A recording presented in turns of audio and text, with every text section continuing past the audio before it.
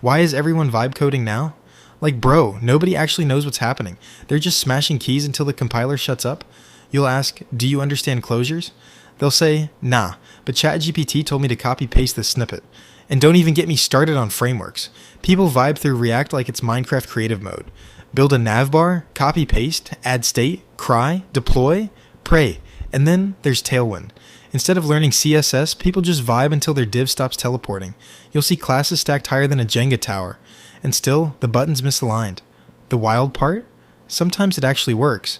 You vibe your way through 3 errors, 2 warnings, 1 Stack Overflow thread, and somehow the damn site runs. But here's the truth. Vibe coding is fun, until production hits. That's when the vibes die, the logs explode, and Jira tickets start multiplying like rabbits. So yeah, vibe coding feels like freedom, but the bill always comes due, and I'm not just talking about bug reports. I mean the real bill, when AWS charges you $200 because your vibe coded backend was stuck in an infinite loop for a week.